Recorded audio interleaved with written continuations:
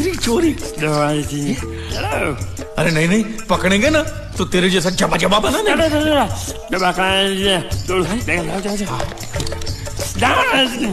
इस्त्री गायब।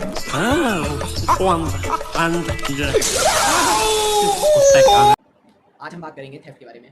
थेफ्ट क्या होता है? थेफ्ट जो है वो डिफाइंड है सेक्शन 378 ऑफ आईपीसी 1860, जो डिफाइन करता है whoever intended to take dishonestly any movable property out of the possession of any person without the person consent move that property in order to such taking is said to commit theft।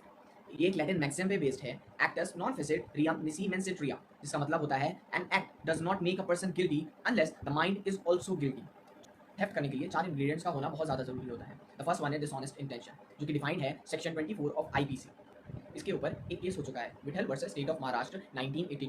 इस case में विठल अपनी report दर्ज कराने के लिए police station जाता है, जहां वो ये देखता है कि सारे पुलिस ऑफिसर सो रहे हैं। जब उनको फोर्स करता है कि उसकी रिपोर्ट लिखी जाए तो वो सारे मना कर देते हैं पुलिस ऑफिसर उसकी रिपोर्ट दर्ज करने से। तो उन सबको सबक सिखाने के लिए वो उनके हैंडकफ्स वहाँ से बिना उनकी कंसेंट के ले जाता है, इस इंटेंशन से कि वो एसपी को ये दिखाएगा कि वो पुलिस के सामने से उनके हैंडकफ्स ले आया।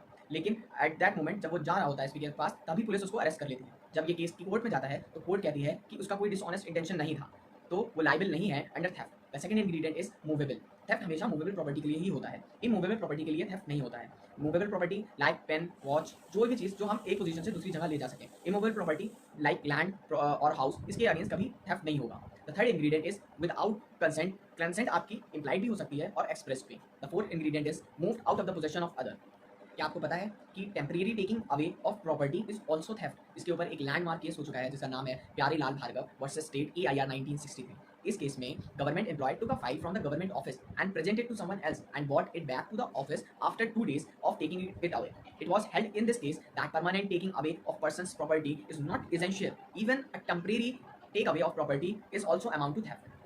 अब बात कर लेते हैं थेफ्ट की पनिशमेंट के बारे में, जो कि डिफाइंड है सेक्शन 379 ऑफ आईपीसी, जो कि बात करता है अगर कोई भी पर्सन थेफ्ट करते हुए पकड़ा जाता है तो that person shall be punished with imprisonment of either of a term which can be extend to a period of 3 years either with fine और विद बोथ।